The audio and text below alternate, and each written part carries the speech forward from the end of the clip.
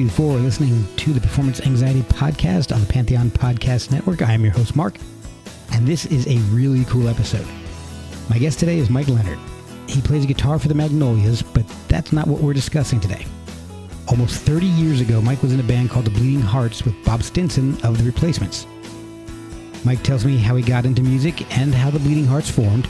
He also tells me about how he got Bob to join the band. It wasn't exactly easy, but once he did, Bob went all in, including moving in with Mike. That, in part, led to the band getting time in the studio and label interest. But soon after the sessions were over, trouble started brewing. Mike talks about all of this and why it took 29 years for the album to come out. Check out the album Riches to Rags on Bar None Records, especially if you like straight-up rock and roll. Pick it up from Bar None or wherever you get music. There may still be some vinyl left. Follow us at Performance ANX on Instagram and Twitter. Rate, review, and support the show through merch at performanceanx.threadless.com or ko-fi.com/performanceanxiety. And check out all the other great shows on the Pantheon Podcast Network. Let's not keep you waiting anymore for Mike Leonard of the Bleeding Hearts on Performance Anxiety. Sure. Okay. All right. Rolling. Hey, this is Mike Leonard. Oh, okay. Hey, this is Mike Leonard. I'm on Performance Anxiety. I'm with the Bleeding Hearts and the Magnolias. We have the Bleeding Hearts record, Riches to Rags, coming out. So go out to your local record store and pick it up. 30 years in the making. Well, thank you so much for doing this. I really appreciate you coming on. Yeah, my pleasure. Yeah, I've been listening to the podcast. So oh, cool. Listened to another one today, actually. So yeah, it's very cool. Oh man, thank you. I appreciate you checking it out. Yeah, been very fortunate with this thing. I've had some amazing folks on, so I'm very, very, very blessed. But you're one of the more unique ones because I think this is the first time I've had a guest on whose album is coming out 30 years after you recorded it. Yeah. That's unusual. So very treasure. Yeah. And I want to get into that. I want to find out how you got to that point and how we came to a 30-year delay in the release. So what I want to find out is really how music made an impact on you in the beginning. Was there music in the house? Were your parents musical, or was it something that you discovered on your own? Well, yeah, it's kind of, I would say it was more something I discovered on my own. When I was really little, like, I don't know, probably 5 or 6, I remember seeing the show came on TV in the mid-70s called The Roots of Rock and Roll. Okay. And so that was kind of like the first exposure to it, like seeing Elvis and Rolling Stones and stuff like that. And one scene that kind of stuck out to me was I've searched for this scene, like to find it like on YouTube ever since. I've never seen it again, but I can still remember it from when I was a little kid. They show Mick Jagger and he says, "The best Rolling Stones caused madness." And then I remember I was watching with my parents, and like right after Mick Jagger said that, I looked at my dad, and my dad said, "I don't like him." And then it was just like boom, you know. Now I love him. I have to know everything about this guy. Yeah. That's the best way to get into a kid's heart, is to make your parents hate them. That came out wrong. Right. The best way for an artist to get to the kids is to have the parents hate them. I think that's what I was trying to say. So, right. So the Stones were an early favorite for you then. Yeah, I mean, actually, I forget how that worked. It was like the first record I ever bought was an Elvis Presley record. Okay. I think it was easier to get my parents to buy in on that because my mom actually had been an Elvis fan in college and had seen Elvis in concert like in ¡59. Oh, wow. Yeah. So I was able to kind of talk her into letting me buy an Elvis record, you know, when I was like first grade or something. Nice. So yeah, I went through a little Elvis phase and then the Monkees and, you know, that kind of thing. Watching the Monkees, you know, was a big thing. Yes, I love the Monkees. Yeah. Well, then let's see. When we moved, new neighborhood. Went through a Beach Boys phase, and then discovered Kiss, and that kind of took me all the way up through 6th grade, I think. And that my first concert was seeing Kiss like in '79. Wow. On their Dynasty tour. Oh man. Yeah. Man, for your parents not liking the Rolling Stones and going to see a Kiss concert's pretty good. Right. Man.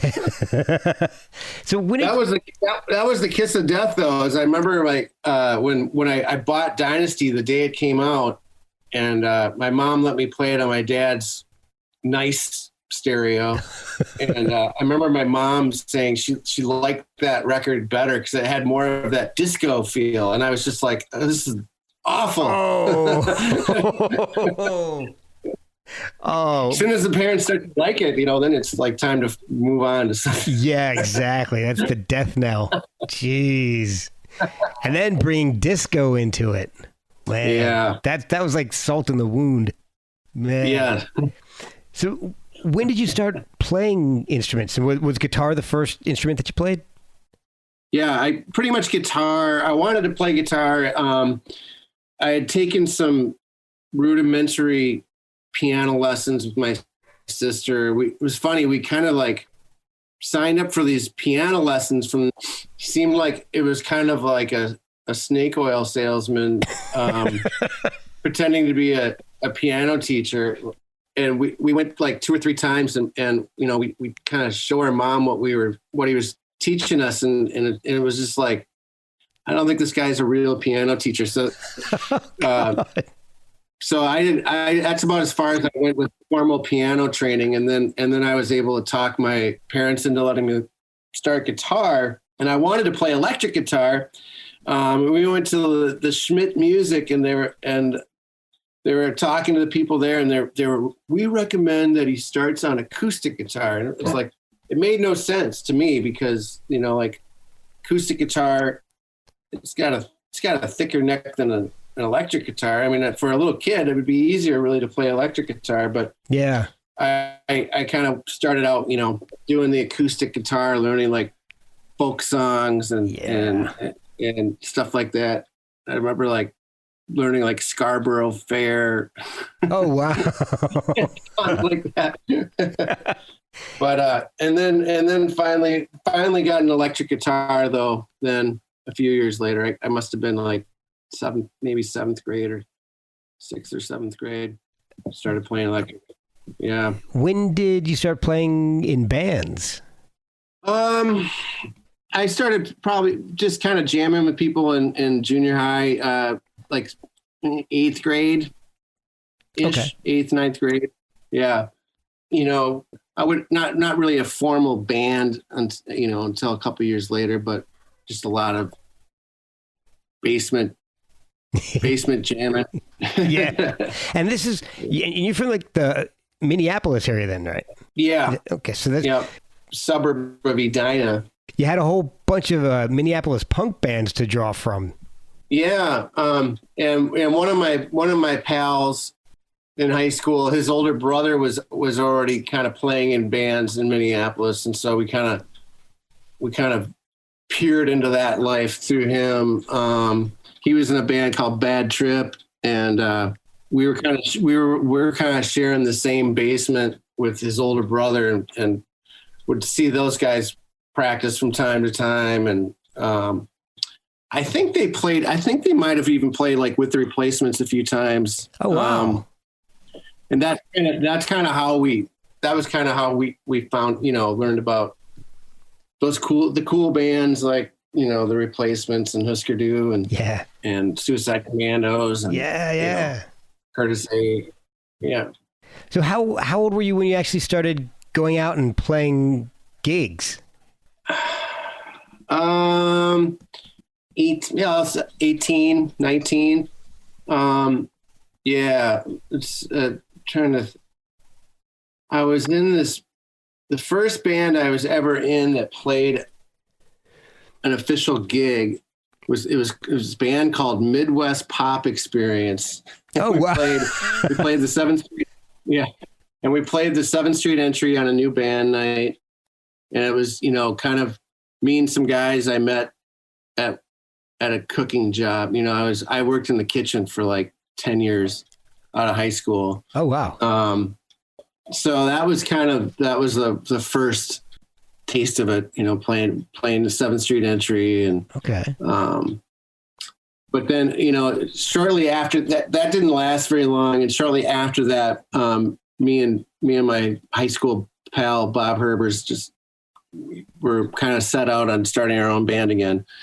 And that eventually evolved into the Bleeding Hearts after a couple of years and several lineup changes. Okay. We'll be right back after a word from our sponsors. This podcast is sponsored by BetterHelp. Without a healthy mind, being truly happy and at peace is hard. The good news is therapy works. But what is therapy exactly? It's whatever you want it to be. Maybe you're not feeling motivated right now and would like some tools to help. Or maybe you're feeling insecure in relationships or at work, not dealing well with the stress. Whatever you need, it's time to stop being ashamed of normal human struggles and start feeling better because you deserve to be happy. And now you don't have to worry about finding an in-person therapist near you to help. BetterHelp is customized online therapy that offers video, phone, and even live chat sessions with your therapist, so you don't have to see anyone on camera if you don't want to. It's much more affordable than in-person therapy, and you can start communicating with your therapist in under 48 hours. Try doing that in person. So join the millions of people who are seeing what online therapy is really about. It's always a good time to invest in yourself because you are your greatest asset. And a special offer to Performance Anxiety listeners, you can get 10% off your first month of professional therapy at betterhelp.com/performanceanxiety. That's betterhelp.com/performanceanxiety. Thanks again to BetterHelp for sponsoring this podcast. So I guess the recording version, that's Bob Herbers and Rob Ribella. Was Rob one of the original members, or was he one of the guys that cycled in a little later on? Actually, on the record, it's not Bob Herbers. It's Pat McKenna. Okay. So Pat McKenna joined the band after Bob Stinson joined the band. And but Rob Ribello, who's on the record, he was actually kind of an original member. It was funny because it's kind of hard to keep track of all this stuff from like 30 years ago. But yeah. He was actually from Hawaii, and he moved to Hawaii for a while. So he was in the band when we started it, and then he left and he moved to Hawaii for a while. And I think he recently reminded me that I called him and said, we got Bob Stinson in the band now. You got to come back. And so eventually he moved back to Minneapolis from Hawaii and rejoined the band. And wow, that's dedication, man. Bob Stinson. Yeah. He left Hawaii to play with Bob Stinson. Yeah, to go back to Minneapolis, man. That's some dedication. So how did you meet up with Bob Stinson and start playing with him? Well, let's see. So shortly after, I moved to Uptown, probably early 90s, like 1990, or it might have been 91. And I lived just down the street from the Uptown bar. So I kind of started hanging out there quite frequently. And Bob Stinson, was a regular there. His mother, Anita, worked there in the daytime. And so I just started, I started seeing Bob all the time, and kind of became acquaintances. He's like 10 years older than me. So I was kind of like this, sort of, I don't know. I might have been like an annoying kid to him at first, when I first started talking to him. But so yeah, we the Bleeding Hearts were playing, already, and had already played dates out of town. We'd been going for a while, and the guitar player that had been playing with us kind of abruptly left.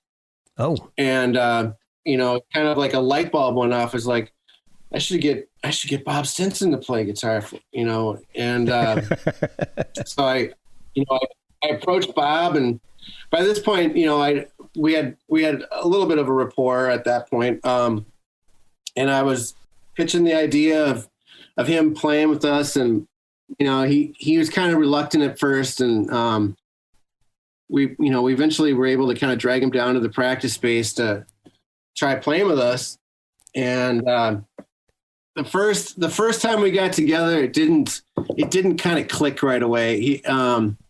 He kept suggesting that we get this other guy to play guitar. He thought would be perfect for our band. Oh man.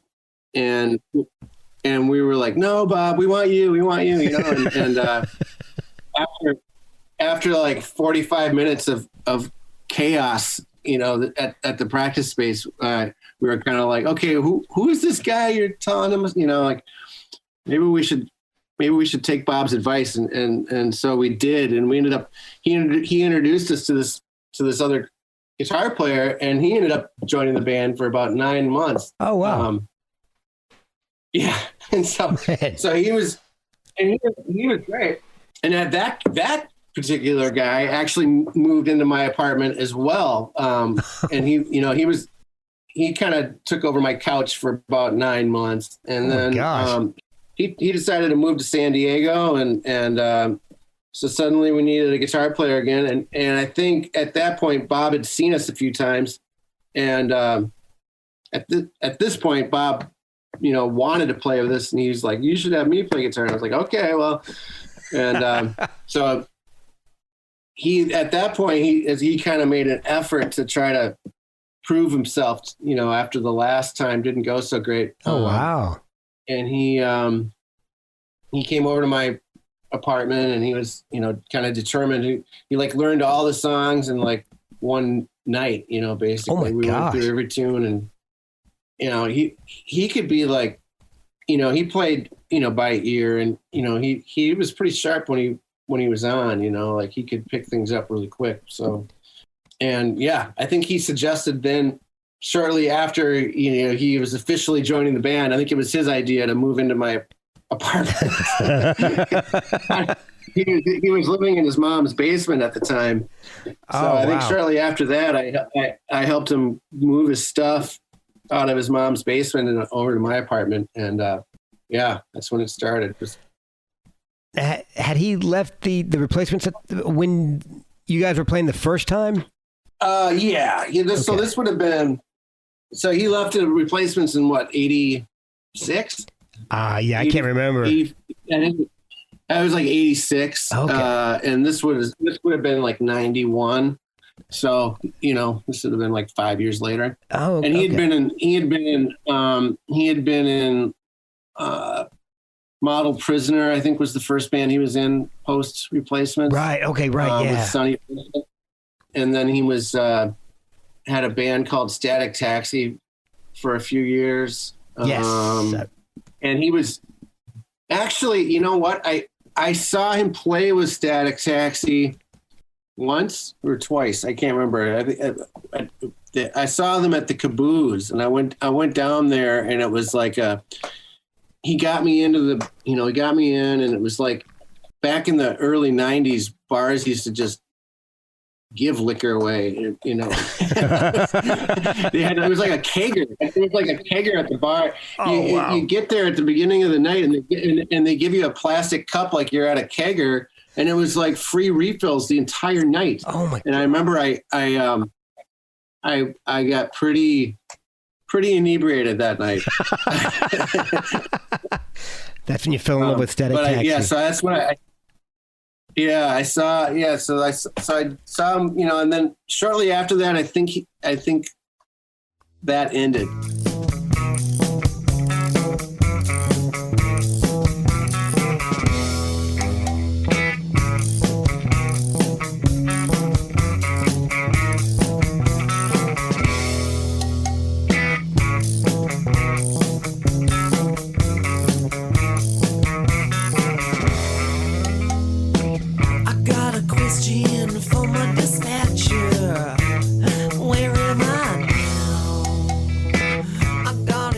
So I think when he finally joined the Bleeding Hearts, I don't think he had any other bands he was playing with at that moment.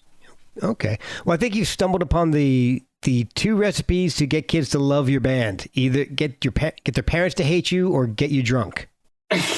That's the magic formula right there. One of those two things has to happen. So yeah. I'm trying to figure out how to timeline is going with this. Bleeding Hearts you guys are playing with Bob live. You guys are gigging at this point before the recording sessions took place, right? Yeah. So the timeline would basically be like, I think he joined in late 91. So like 91, 92. Okay. And then the spring of 93 was when we went to go make the record at Terrarium. So, okay. So we did the first session in March, and I think we recorded like 8 songs that appear on the record. And then around that time, we got the opportunity to play with his brother Tommy's band, Bash and Pop. Oh, okay. Yeah, so that was probably the beginning of 93 as well. Like probably around the time that I'm guessing around March of 93, something like that. And that is also when Spin Magazine came out to do the story about Bob and like kind of where is he now kind of story. And so so Charles Aaron flew out. He was at the Bash and Pop show, and he interviewed Bob and me at the CC Club, and then he got together with Bob, with just him and Bob, 1 or 2 times more, and that's when Bob kind of said some things to him that like got in the article that kind of tanked the article. Is that the article that kind of got you the recording session though? Was Sunshine Dunham from Fiasco, right? Right. How did that whole thing come about? Yeah. So, well, like I said, I believe we had, I don't remember if we had just recorded that first session and then the Spin article happened, but basically, she was flying from LA. I can't remember if she's flying from LA back to Kansas. But she was in the plane when she saw the Spin article, and she like, I'm gonna call these guys, and she somehow got my number. I think she ended up calling my apartment from the plane. Oh my God! And, I wasn't home, and Bob picked up the phone, and so she talked to Bob, and the next thing you know, I'm Bob's telling me, I just talked to this girl, Sunshine. She's going to sign us to a contract. And I'm like, what? What are you talking about? All of that was in the aftermath of the Spin article. And then sure enough, she flew to Minneapolis, and we ended up signing with Fiasco Records. And she then paid for the second session in August of 93. Okay. And we went back and recorded like 5 more songs, and finished everything, mixed it, and that was all done in August. Yeah. But August of 93. Okay. So I've got I guess before we go on any further, I have a question about something I saw. I did see a Bleeding Heart song on an album, Swingin' Party, a musical nod to the Replacements, that came out in 97. Oh, yeah. Was that part of those sessions, or was that something that happened after? Was that recorded with Bob or after he had passed? That was after. Yeah, and that was after he had passed. I think that was a benefit. Yeah. But yeah, that was like a live show that got recorded and released. Okay. So yeah, that was post Bob, and it was separate from the sessions. But yeah, that's cool that you saw that. Yeah. Oh yeah. We'll be right back after a word from our sponsors. Hey guys, I want to talk to you about socks for a second. Why not? It's a music podcast. But I tried a pair of socks from Boldfoot and loved them. I've only worn them once because my kids have stolen them. So in my household, that's the best endorsement I can give. And I guess it's fitting because the design I chose was Jailbird. The design I chose was Jailbird. I might keep that in. The socks are 100% American made, and 5% of all proceeds go to veteran charities. It makes sense, seeing that Boldfoot is a family and veteran-owned company. They have a huge variety of styles. So check out boldfoot.com and buy some of the best socks you've ever slapped on your feet. And help veterans while you're at it. That's boldfoot.com. Now, was The Riches to Rags, I guess the two sessions combined, was that your first experience in the studio, or had you done stuff before that? Actually, no. So the Bleeding Hearts had done a 3-song demo. Probably it was, God, it might have been it's probably 91, early 91. Okay. And that was at Underground Studios, which was at that time was owned by Tommy Roberts. And we did that with drummer Bob's older brother, Tommy, or Tom. Tom Herber's recorded that. Oh, cool. Everyone's a Tom or a Bob. Yeah, I know that we got Bob's and Rob's. We kind of like, yeah, right. So we made like, and that was kind of, we never released that either. That was kind of more demo-ish quality. But yeah, and then when I approached Tommy Roberts about doing the record at that point, he was engineering it and producing it, Terrarium. Oh, okay. Which is, that studio is still going. Actually, it's in a different location now, but it's a really nice studio. So I think it's it was really well recorded for sure. Oh yeah. But after the sessions, Bob was out of the band pretty soon after that, though. What happened? Well, let's see. I think if you go through the timeline, we were kind of roommates, bandmates, for probably approaching like a year and a half, and it could be sort of volatile at times. Bob had his demons. Yeah. I was, I was only like 21, 22 years old, Oh, wow. So I was whatever. And, in the beginning it was great, Bob was really into it. And, we used to practice like 2 or 3 times a week. And, I think as a band, we got really tight and we had a lot of good times, but, I think over the course of a year and a half of just kind of trying to keep Bob away from bad elements and I kind of, it was kind of like, the dual job of being a band leader and babysitter. Yeah. We just kind of got to be a little intense. And, I think he moved out of my apartment.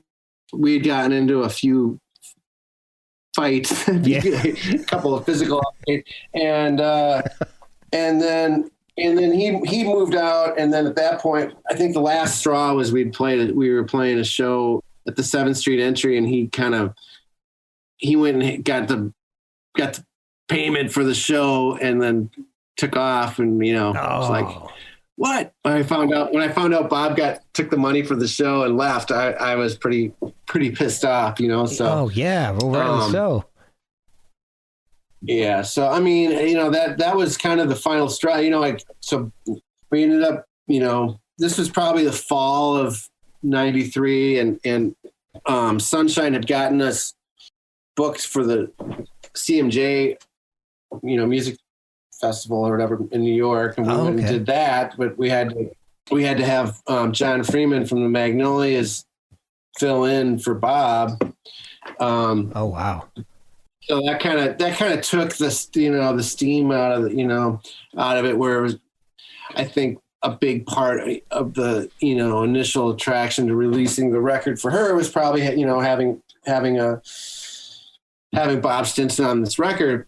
And so once he was out of the band, it just kind of got put on the back burner. Okay. Yeah. Yeah.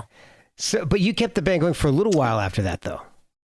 Yeah. I mean, I guess you brought it up that I guess that 97 we were still going as the Bleeding Hearts. And then, and then at some point we decided to change the name, and we ended up changing the name to became F5 for a while. Okay. But yeah, probably up, I don't know, till around 98. I think it was kind of when it ended. I had joined the Magnolias and shortly after Bob left the group too. Right. This would have been like 93, 94. So okay. Yeah. So you're still playing music, you're in the Magnolias, and you've also played. It looks now to me. I'm looking at this. It looks like you played on a song by Static Taxi. Is that right? We Do.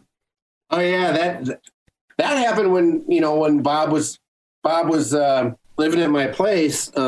They came back and approached him about playing on the song, and they were for some reason I ended up hitting it off with those guys and also ended up playing on it too. Yeah. So all right. So you've done Static Taxi. You joined the Magnolias. You've also played in Blame, the Red Flags, Jay Peterson, but there's always these Bleeding Heart sessions with Bob Stinson that they've gone unheard. What happened to them? Did Fiasco just hold on to him, and you guys had no idea that they were still around? I'm just curious as to how something gets hidden or forgotten about for like 29 years. Well, yeah, I mean, actually another tidbit too is funny is when we were recording that, Riches to Rags, and actually even before we were recording that in the studio, Slim Dunlap used to come by and he came down to our practice space one time when and recorded a bunch of songs at our practice, and he was always really really supportive of Bob, super nice. Yeah. And then after Stinson was out of the band, we did another 3-song little whatever recording, and Slim actually helped out on that one. Oh, cool. That one we just that was sort of self-released. I think we put that out on cassette. This is probably like 95. That's coming back. Yeah. But yeah, I mean, in 94, the Magnolias moved to Boston for a little while, and then we came back after like 6 months. We actually ended up moving into a house that Sunshine had rented in South Minneapolis, and so like we were kind of all under the same roof, and we were talking about releasing it then. I remember, the last few times I run into Bob, I ran into Bob one time. He was sitting by Lake of the Isles, and he had like a Walkman with a cassette of the Bleeding Hearts record. Oh wow! And he was like, I don't, she should just put this out, So I mean, I know that we had the record was, mixed.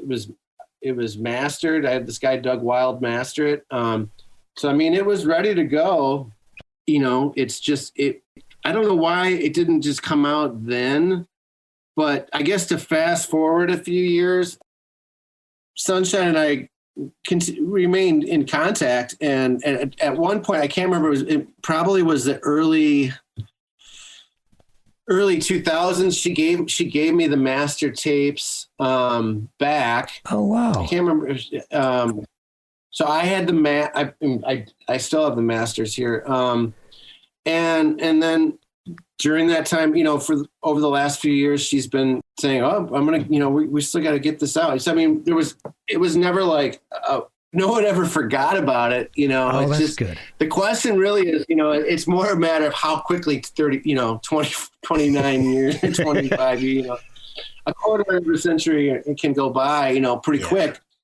And I think, maybe the whole break with the pandemic kind of gave people a time to kind of get things like that done, Yeah, get old projects. Yeah, so she was on. Yeah, right. So she got a and there she had told me a few times, leading up to where she connected with the guys at Bar None, that they're, I could tell it was getting kind of, she was getting warmer, it was like, she's like kind of, I'm talking to so-and-so and so-and-so and this and that. And then finally, all of a sudden, boom, Bar None's going to put it out. I was like, oh, okay, great. And it would have actually probably, I think it was initially, I think the initial goal was for it to come out in the 2020, we're in 2022 now. Yeah. I think it was initially intended to come out last year's Record Store Day, but then with the, with supply chain and stuff. The vinyl. Yeah, you need I think you need more than 6 months lead time for vinyl now, I think. Yeah. Is what it is. I would say it probably took more than 6 months from the time we, sent the master to go. And then we got a test. I think we got a test print in maybe like November, December. Oh wow! And then I just got a copy of it myself, the final record, like last week. Oh my god! So, that's how long it, just getting it pressed. Jeez. But I should have said it takes 30 years to get it, to send we sent it to the record press in 1993, and it just happened to come back 29 years later. 2022. Hey, see, people complain about a 6 month wait. You've had 29 years. I don't want to hear anything from anybody else. Well, I really got into the album. It's really cool. I mean, all right, so the title track, Riches to Rags, is really good. I like that a lot. That's an awesome track.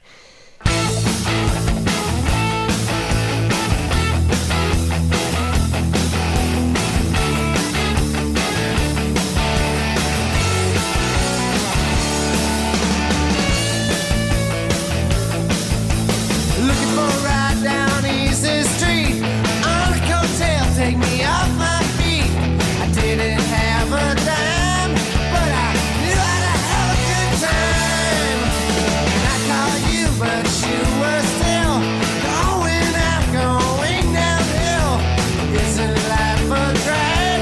Go from riches to a rag. And then What Do You Want is killer. I love that. But I think my favorite is Imagination. That is my favorite track. It's kind of sounds like my favorite era Stones, like Sticky Fingers, Exile era Stones. That I kind of get that feel from that song. I think that's why I like that the best. Honey, my imagination. All these things at the center, but I don't care about your reputation. I'm in love and girl, it's wild ride. The rumors spreading round ever since I've been back in town. Well, tied to the tracks, can't get back. Okay. Yeah, no, that's definitely got the those two in particular probably have the Stonesiest vibe. Yeah, I mean, kind of looking back at that time frame, Imagination is is one that just kind of, it almost seems kind of foreign to me now. Like Really? how you know, how I wrote that, you know, and whatever, you know, it's kind of got like a Hot Legs kind of Rod Stewart, you know, kind of feel, Yes. you know. I didn't think of that. But yeah. And Bob kind of put his stamp on that one. He's the one that whistles at the beginning of it. Oh, okay. Oh, that's so cool. Yeah. So how long had it been since you actually sat down and listened to the music before, you know, Sunshine was like, oh, you know, we're going to put it out? I mean, was that, I mean, you said it wasn't lost or forgotten about, but had you heard it at all recently?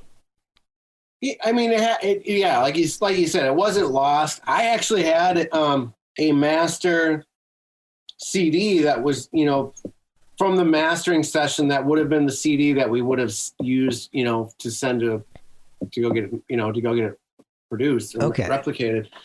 So it's funny. I had a copy of it. It's funny. A bunch of people had copies of it. You know, over the years, it kind of leaked out to, you know, my immediate circle of friends. So it was kind of, in a weird way, it was kind of like all my friends had it, you know, so we could talk about it and everyone kind of knew it, you know, in this tiny little bubble. But so, you know, and then, you know, the Magnolias have done, you know, we'll do some of that, couple of those songs here and there. And, oh, cool. The Red Flags did a couple of the songs as well. It's like, and yeah. So, and of course, when it became, you know, known that we were going to put it out with Bar None, we did some work, you know, this would have been a little over, you know, like over a year ago now, but we had one of the masters bounce to digital so we could do some remixing and some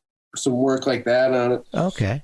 Yeah. So I was involved, you know, that's when I kind of, you know, got to hear the original raw material again. And that's also where we kind of discovered I guess you could call it a lost track, which I had forgotten that we'd recorded. So there was an additional song that we found on the master that that was forgotten about. Oh man! And that got added onto the record. So. Oh, which track was that? Know It All. It's on side 2. Okay.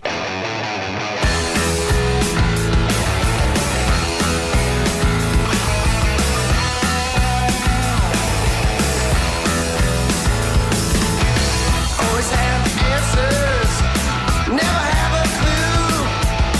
Act so responsible, tell me what to do.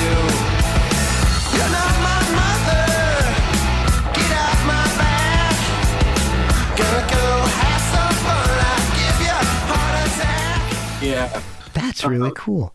So there were surprises. Yeah, there were definitely surprises because I knew there was another. I remembered this other track that we recorded that I knew wasn't finished, and then I discovered Know It All was on there, and it was like, oh wow, there's vocals on here, everything. I had overdubbed the guitar solo. I mean, so like everything was there. I don't know why we didn't mix that one. For some reason, I think there was something about it I wasn't happy with at the time, but then hearing it 25 to 29 years later, I was, you know, A little more forgiving. I don't know. Yeah, I was like, it's fine, you know. Sounds good to me. Yeah.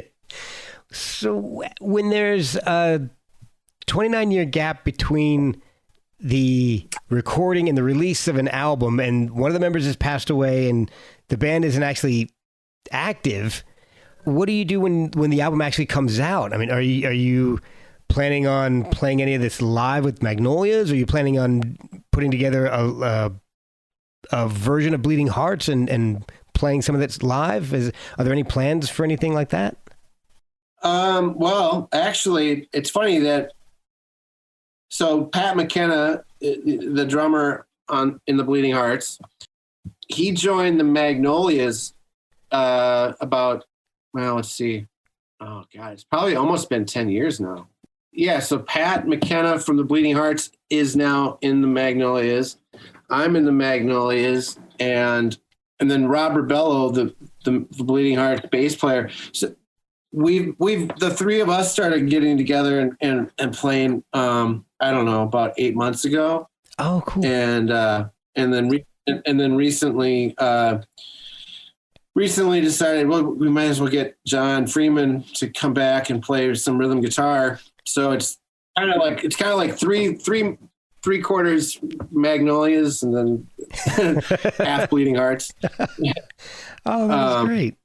But yeah, we're actually playing. We're playing a show on Record Store Day. So we have that in the works, and I don't know, beyond that, we'll just kind of wait and see. I guess anything could happen. Yeah. But it's good to it's good to kind of have the material in the wheelhouse again, so we can break it out anytime. Yeah, and now that the music's out, you don't have to sit there and think, what if anymore? What if this album came out? How, it's out now. People can actually hear it. It's outside of your close knit friends that had an official bootleg copy of it. Right. Yeah. Very cool. Well, man, look, I've kept you for quite a while. This has been just fascinating. This stories like this they just blow me away. I'm so intrigued by how this stuff happens, how things get recorded and then just either put on the back burner or sometimes completely forgotten about for so many years. Somebody stumbles upon it and boom, hey, we should put this out. So this is just really amazing. It's such an amazing story. And where can people pick up the album? How can they hear it and follow Bleeding Hearts to see when you guys do play some live shows? Yeah, it was just actually funny. I just put up the event page for that show, and I was like, I remember the Bleeding Hearts had a MySpace page. That's going back. So I'm probably gonna have to like update the social media presence of the Bleeding Hearts at some point here, but yeah. But as far as how to find the record, now the record, of course, is a limited release. Mm-hmm. I think it's like 3,200 wow. worldwide on limited edition red vinyl. Ooh. So I mean, to get the record, you gotta find a participating Record Store Day record store that has it. Ooh, it's a hunt. But my understanding is all the records are gone. I mean, are out are distributed to the stores. It looks like Rough Trade is saying that you can go online if you search it online. Any inventory that's not sold after Record Store Day, I think you can order online. Okay, is what it says. And then hopefully bar none there'll be a digital release a couple months after Record Store Day. So Record Store Day is April 23rd, and then I don't know if it's in June or July. It should have a digital release. Oh, excellent. Then in the summer, and then hopefully we'd like to we'd love to see bar none do another pressing. I imagine if another pressing were done, it would be on just regular black vinyl. Yeah. I don't know about CDs anymore. I know. that kills me. I have like 3,500 of them in my house. I was a big CD collector. I still am. Yeah. I still love CDs. Yeah. Yeah. Okay. I mean, you don't get the big art like you do with vinyl, but you can play them in your car. Well, you used to be able to. I can't anymore. I got a 2018 Jeep, and it doesn't even have a CD player. Oh, wow. Yeah, I just got to use a USB stick. Yeah, everything's now streaming, or I got to put everything on a USB on like a thumb drive. And wow. New cars don't. So new cars don't come with CD players anymore. No, mine didn't. At least. Wow. That killed me. I didn't. I have a 2008. I have a 2008 Jeep Wrangler, and it had a great stereo. I had to replace the stereo a couple years ago. Oh man, playing Bleeding Hearts. I have a CD player in the car. Man, I just, it's at mine. I got a 2018 Compass, and it's nothing. It's all streaming or aux inputs. So I got all kinds of stuff on a bunch of USB drives and play it that way, which that's not as fun. It is available. So you haven't heard it on vinyl? No, I haven't. And unfortunately, I have a turntable, but I think my son took it because I don't know where it is, and I don't even know if I have something I can play it on. Any of the vinyl I get is all collectible. I don't really have a whole lot of vinyl that I can play. So I get nervous playing vinyl now. I got 3 kids and 2 dogs in the house. So I'm afraid to play vinyl. I'm afraid something's going to run into it and scratch it. Scratching? Yeah. Oh, well, yeah, I've got I had to get this like preamp for my new turntable, and because like modern day receivers don't tend to not have like phono inputs in them. And so I had to get this little preamp, and the preamp it plays. I mean, the records are playing fine, but it's like at like about half the volume of anything else that I'd play through the receiver. So it's like, oh wow, I don't know. I mean, it's not playing at a volume that I would like to listen to a record at. Yeah, probably loud enough maybe for some people, but I don't know. My turntable is one of the ones my mom got it for me a couple of years ago because I had some vinyl that I wanted to convert so I could listen to it in my car. It was stuff that I just hadn't been put out on CD or digitally or anything like that, and it's before I knew how to pull stuff off of YouTube and all. But it's a USB, but I don't know the quality really. I don't know. I haven't used it in a while. So like I said, I think my son has it. He's into all old tech. He's got a stereo system that he built up from some parts, and it's all like from the 70s, and so he cracks me up. So when I was growing up and I got my first car, I was like, I just want a V8. I want a big engine, and I want to just tear ass around town. My son, his requirement was, I want a cassette player. Okay. In the car? Yeah. So we found a 99 Chrysler Sebring, and it had CD and cassette, and he's thrilled. So That's funny. Well, I want to thank you. I know I've kept you for over an hour at this point, I believe. So thank you so much for spending all this time with me and telling me this amazing story. This is just, like I said before, it's such a wild story that stuff gets put on hold for almost 30 years. It blows me away. It blows me away too. Yeah, man. Waiting 30 years kind of sucks.